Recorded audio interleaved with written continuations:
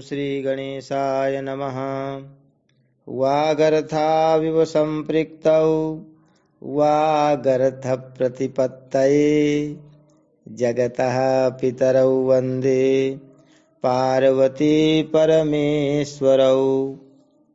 श्रीमद्भागवत महापुराण दशम स्कंध 67वां अध्याय द्विविध का उद्धार।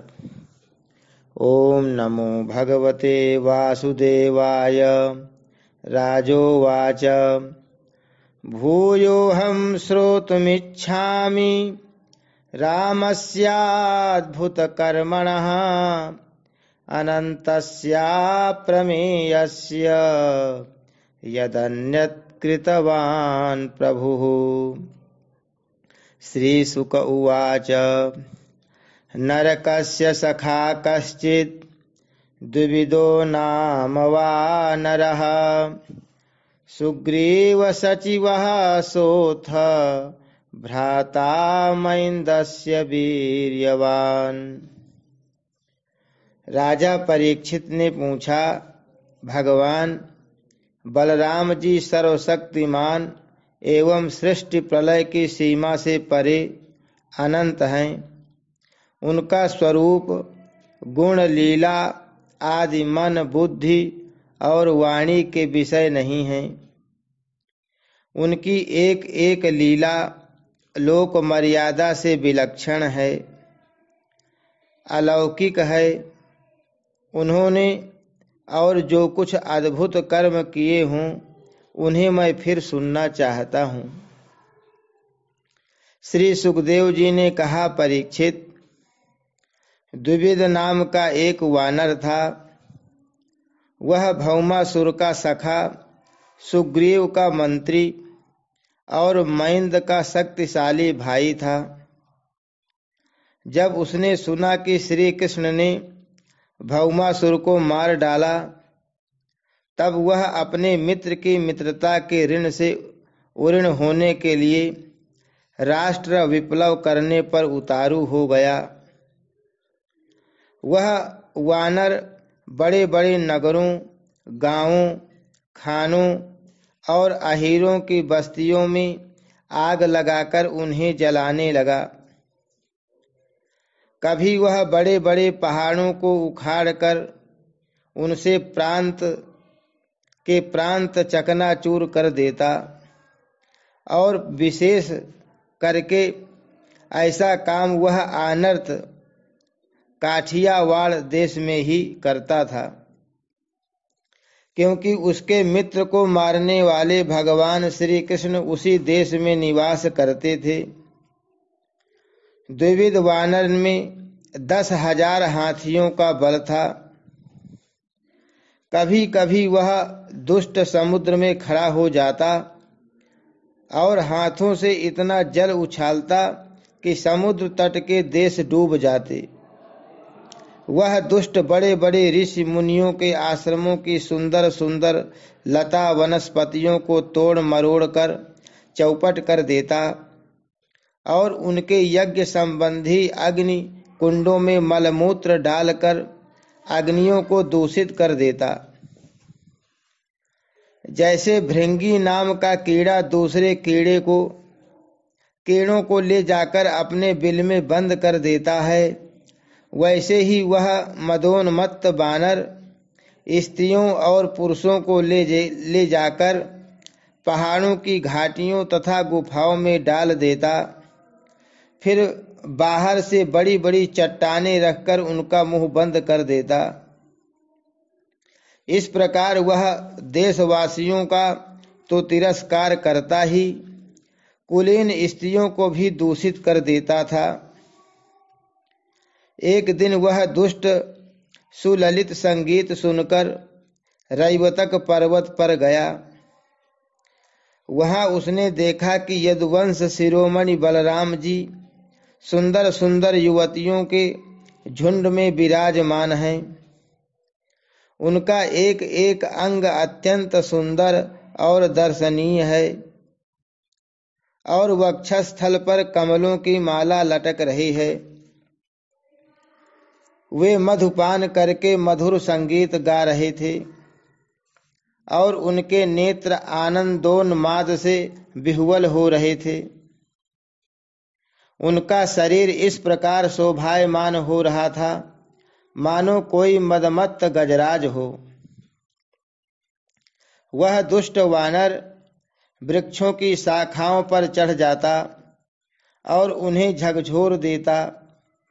कभी स्त्रियों के सामने आकर किलकारी भी मारने लगता। युवती स्त्रियां स्वभाव से ही चंचल और हास परिहास में रुचि रखने वाली होती हैं। बलराम जी की स्त्रियां उस वानर की ढिठाई देखकर हंसने लगीं। अब वह वानर भगवान बलराम जी के सामने ही उन स्त्रियों की अवहेलना करने लगा। वह उन्हें कभी अपनी गुदा दिखाता तो कभी भौहें मटकाता, फिर कभी कभी गरज तरज कर मुंह बनाता, घुड़कता। वीर शिरोमणि बलराम जी उसकी यह चेष्टा देखकर क्रोधित हो गए।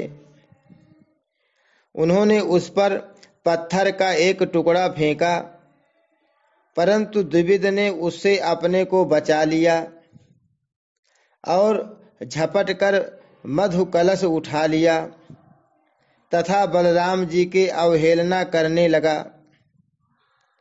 बलराम जी की अवहेलना करने लगा। उस धूर्त ने मधु कलश को तो फोड़ ही डाला, स्त्रियों के वस्त्र भी फाड़ डाले। और अब वह दुष्ट हंस हंसकर बलराम जी को क्रोधित करने लगा।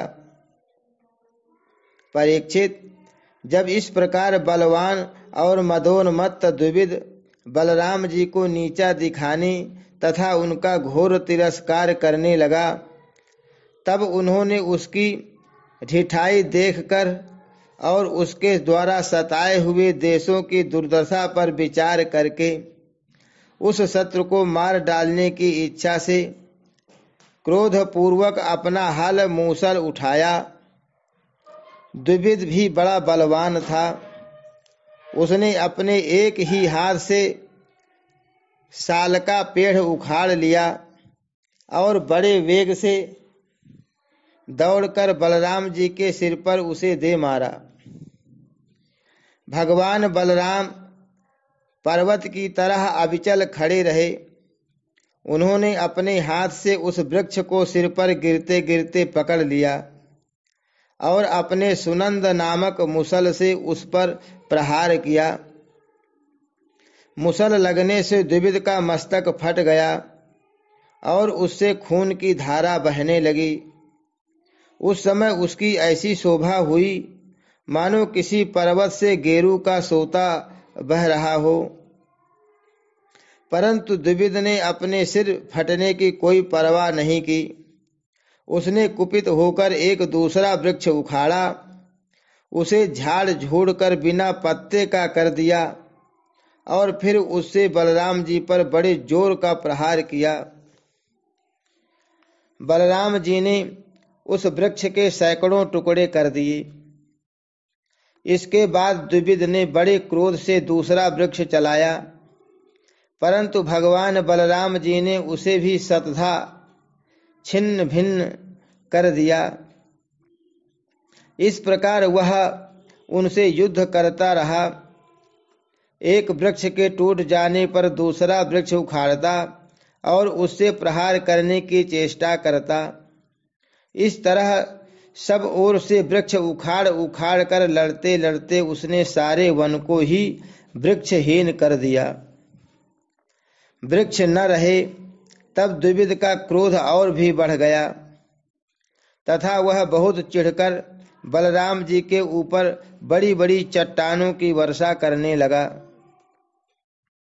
परंतु भगवान बलराम जी ने अपने मुसल से उन सभी चट्टानों को खेल खेल में ही चकनाचूर कर दिया। अंत में कपिराज द्विविद अपनी ताड़ के समान लंबी बाहों से घूंसा बांधकर बलराम जी की ओर झपटा और पास जाकर उसने उनकी छाती पर प्रहार किया। अब यदुवंश शिरोमणि बलराम जी ने हल और मूसल अलग रख दिए तथा क्रुद्ध होकर दोनों हाथों से उसके जत्रुस्थान हंसली पर प्रहार किया। इससे वह वानर खून उगलता हुआ धरती पर गिर पड़ा।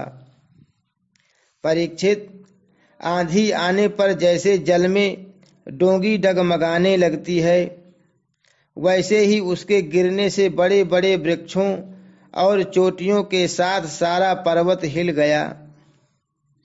आकाश में देवता लोग जय जय, सिद्ध लोग नमो नमः और बड़े बड़े ऋषि मुनि साधु साधु के नारे लगाने और बलराम जी पर फूलों की वर्षा करने लगे। परीक्षित, द्विविद ने जगत में बड़ा उपद्रव मचा रखा था, अतः भगवान बलराम जी ने उसे इस प्रकार मार डाला और फिर वे द्वारिकापुरी में लौट आए। उस समय सभी पुरजन परिजन भगवान बलराम जी की प्रशंसा कर रहे थे। हरि शरणम, श्री कृष्णार्पणमस्तु।